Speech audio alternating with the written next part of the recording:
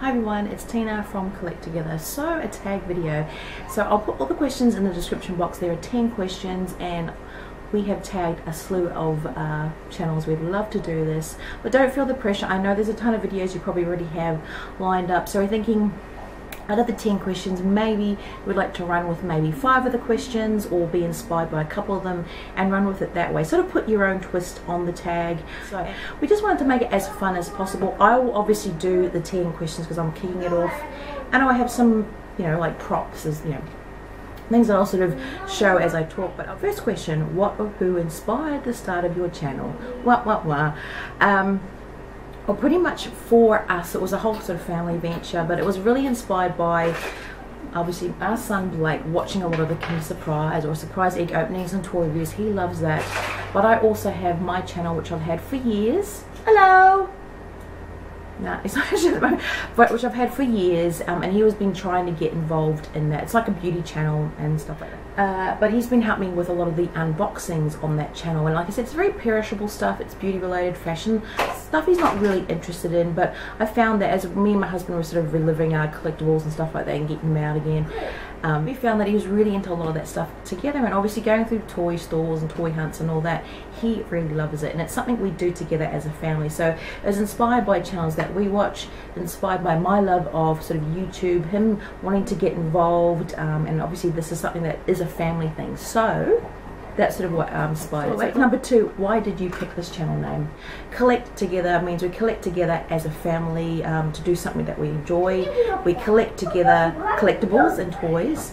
We collect together to share it with everyone that is collecting as well, and you know, so it's a whole combined play on the term collect together. So collect together as a family, as a community of people that like and enjoy the same sort of things. Yeah, and it's all that. And I have we have all enjoyed the community. I know my son watches some of the channels. When he sees comments, obviously I'll read it out to him.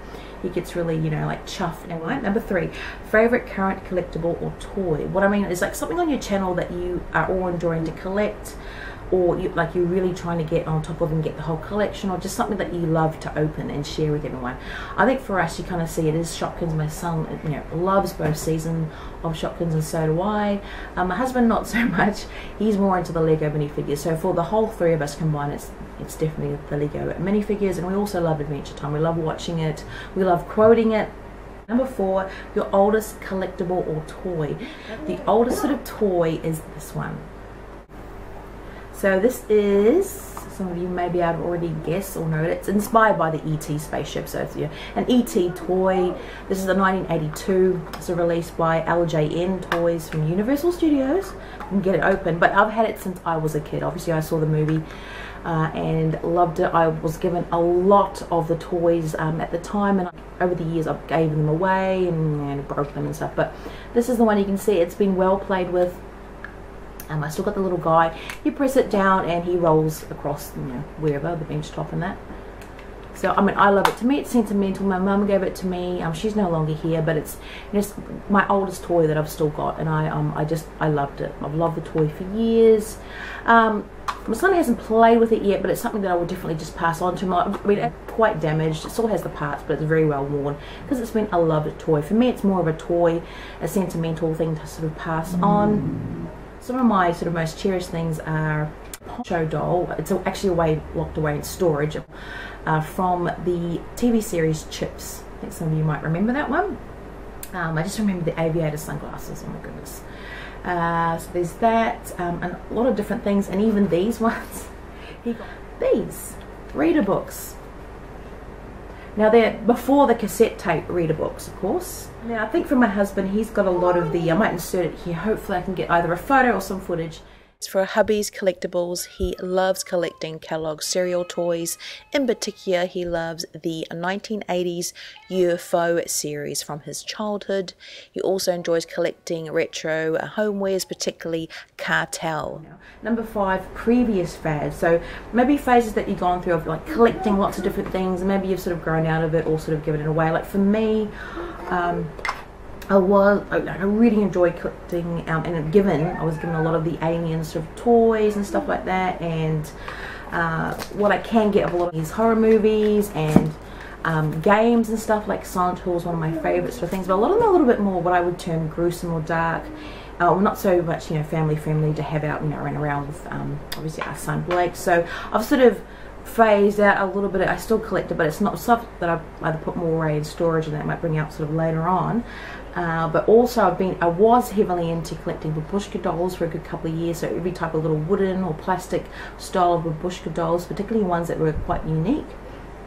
I went through a heavy phase as well, collecting snake toys, like lifelike, you know, snake figurines, books, magazines, posters, t-shirts. That's probably the one I was the biggest into.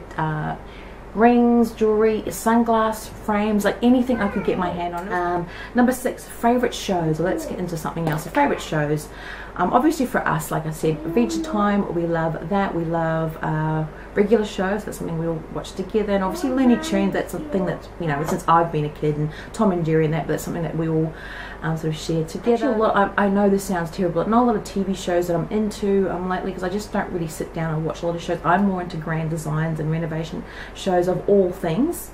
My husband likes that too. That, you know, another phase I was heavily into. I found this in my old sort of scrapbook. I thought you might find it amusing. Well, I don't know, a couple of my friends. There I am. But you know, Jurassic Park, Star Trek: The Next Generation, X-Files. Yeah, I had a lot of that stuff, like you know, Star Trek, X-Files, anything, key rings, anything, get my lanyards, anything, and it was all over my walls. There were cards everywhere, magazines. I was waiting to see like when the, you know, the next magazine would come out, and I was just sort of articles in the TV guide. I'd be cutting them out and sticking them up at, you know, my scrapbooks and stuff. So I was really into all that. But that was really the last sort of TV shows or series that I was really into.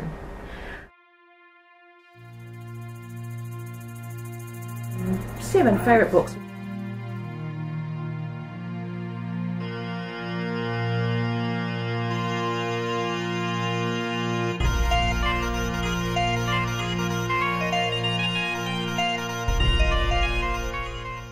My husband's more into sort of non-fiction, where I'm into like the science fiction, sci fantasy and all that sort of stuff as well.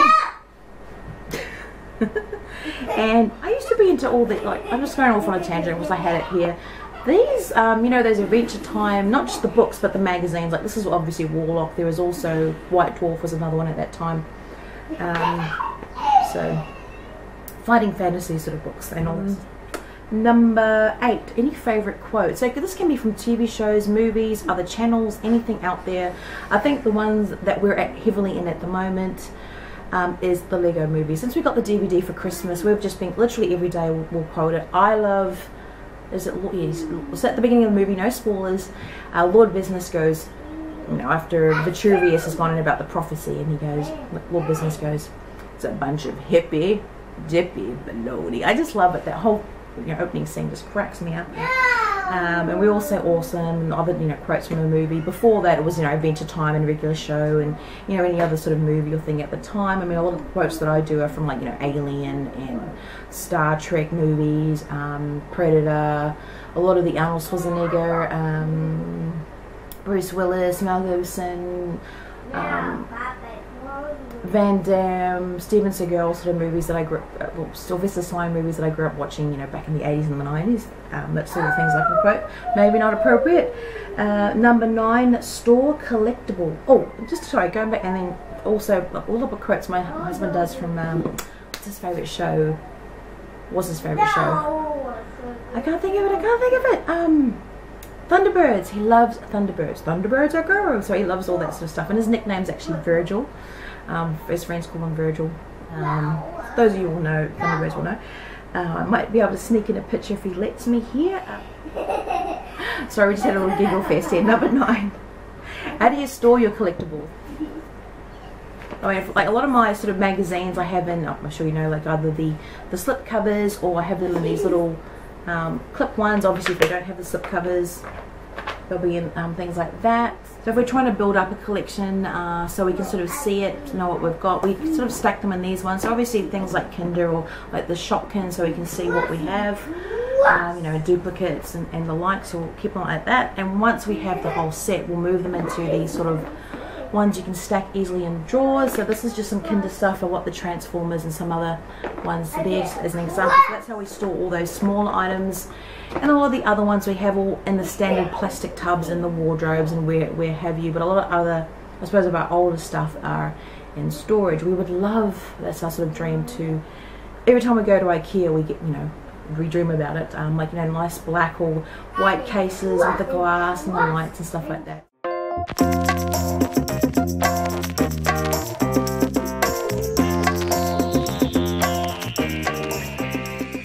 So I would love to see some other how you store your sort of things out there, but that's our dream, and maybe to have it around the room on shelves and stuff. So that's something we will work towards, but at the moment small items in there, other ones in the tubs and the wardrobes and that.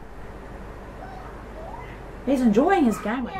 And number 10, anything extra you might like to pop in. So this is something where you might maybe, could be a funny story about toy hunting or collecting or anything. It doesn't have to be doing with collecting at all. You may even do a blind bag opening or something. So just run with that. My thing, oh dear. So something that we really want to get. Something that I would love to sort of get, but I'll have to think about it. This is me, scary, I know. But when I was 4, and this is, and some of you may remember this, is the, oh gosh, I think it's called the Treehouse Tots Family by Kenner. And it was a great little treehouse that popped up. I think James May actually did a skit on this where he blew one up, and I was horrified. But he's funny, but that was horrifying for me. This old vintage toy, and I think Ken, I'm not sure if they sold the rights or something, but it seems like now you can actually get it by Vuli or Vulai, and it's called the Magic Chlorophyll Treehouse.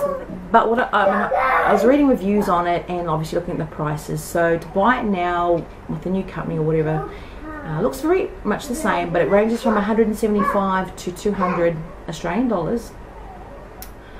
And in US dollars that's quite a bit more, I think. And reviews that I read, the quality isn't as good. Like the plastic seemed a little bit weaker, and I think it's paper stickers or something instead of vinyl or whatever.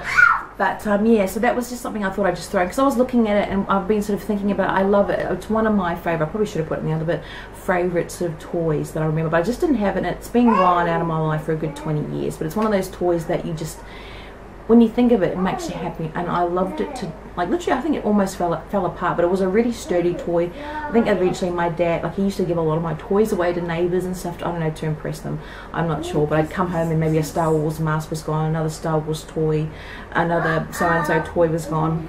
Well, this is one of my top favourite sort of toys that I sort of remember, and it was one that I wanted to get when I saw that it was re-released to get for Blake. But if it sounds as flimsy as it possibly is, and for that price, we might just stick to his collectibles robots. So you probably, he's got just about every version, and there seems to be 20 million of Iron Man, every type of any type of robot that we can get. He loves robots, that's his sort of thing. And obviously Iron Man's not technically a robot, it's a suit that has a, you know, anyway, but loves Iron Man, obviously Marvel, he loves Marvel, but he also loves Batman, DC. That's pretty much, so that's sort of his thing, every type of robot, he's there. And it's actually inspired my thing, so Glenn loves like Robbie the Robot, and I love, is it B-59 from Lost in Space, so that's sort of combining our things. So I've gotten more into robots than that. I love Robocop, I love the original Robocop, not the reboot. Everything's being rebooted nowadays, isn't it? Which is good. Some of it's absolutely, you know, spectacular. Some of it's more interesting. But that's my sort of little run on everything, and just for a little laugh if you've managed to make it to the end. Wow, look at that! I did that sort of thing on the Rocky Balboa and Apollo Creed Funko Pop toys. So I'll put the link below. But that's me. I love Rocky. All the Rocky movies, all the Rambo movies. But that's me looking very boyish. I love those. And Knight Rider. I love Knight Rider. Oh, I'm upside down. The Knight Rider car. I think that was just one of the models that they brought over to New Zealand. Love that. Those are funny things. So it's all that, like, we're sharing our enthusiasm for not just toys. We see them as a way to sort of enjoy creativity and fun and all that sort of stuff, and good family fun and humour is a great thing, I think. Hello. Wait, you get to hear my husband in the background with the printer. It's so exciting. Woohoo! Say hello. Hello. I want to see that. Ta-da! Ta-da! I got some Play-Doh. Yeah. Thank you for watching.